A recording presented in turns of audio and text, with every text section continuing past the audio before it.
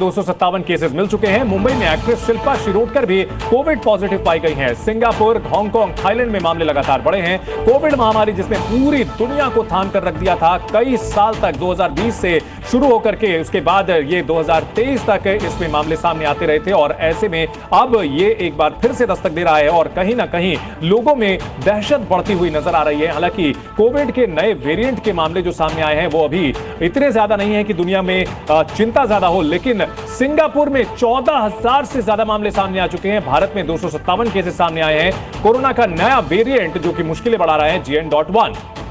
तो JN.1 corona का नया वेरिएंट सामने आया है। कहां पर कितने केसेस सामने आए हैं, जी न्यूज आपको पूरी डिटेल बता रहा है। आप देखिए, सिंगापुर की बात करें, कोरोना के केसेस यहां पर बढ़ गए हैं, इनकी संख्या में भी इजाफा हुआ है, जिसका डेटा जी न्यूज आपको दिखा रहा था। 14,000 के आसपास केसेस वहां पर। हांगकांग का आंकड़ा भी बताएंगे। देखिए, चीन में भी इसकी दस्तक हो चुकी है, केसेस लगातार बढ़ते हुए और इसी फहरिस्त में थाईलैंड भी शामिल हो गया है और भारत में भी 257 केसेस रजिस्टर हुए कोरोना के इस नए वेरिएंट के। तो चीन के वुहान से निकला यह वायरस जिसने पूरी दुनिया में लाखों लोगों की जान ली थी और अब देखिए जो सिंगापुर में मामले आए हैं वो 14,200 हैं और हांगकांग की अगर बात की जाए तो यहां पॉजिटिविटी रेट लगभग 14% है, यानी कोविड की रफ्तार थोड़ी तेज होती हुई दिख रही है और सिंगापुर में 30% की बढ़ोतरी हुई है, जबकि हांगकांग में 81 मामले गंभीर सामने आए और मुंबई में भी कई केसेस सामने आ चुके हैं। सिंगापुर में अस्पताल में 133 मरीज रोजाना भर्ती हो रहे हैं, जबकि हांगकांग की बात की जाए तो अब तक 30 लोगों की जान जा चुकी है।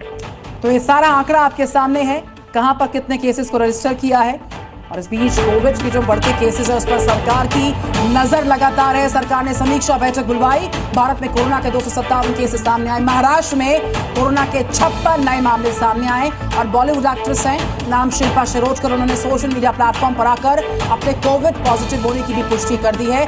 56 केसेस महाराष्ट्र में कोरोना के रजिस्टर हो चुके हैं।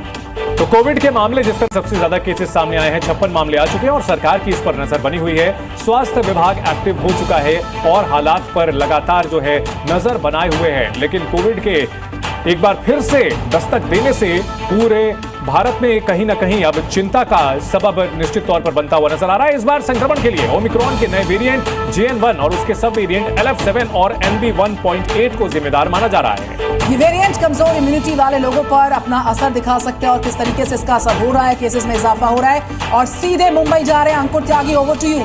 जो कोरोना का नया वेरिएंट है, 257 केसेस मुंबई में रजिस्टर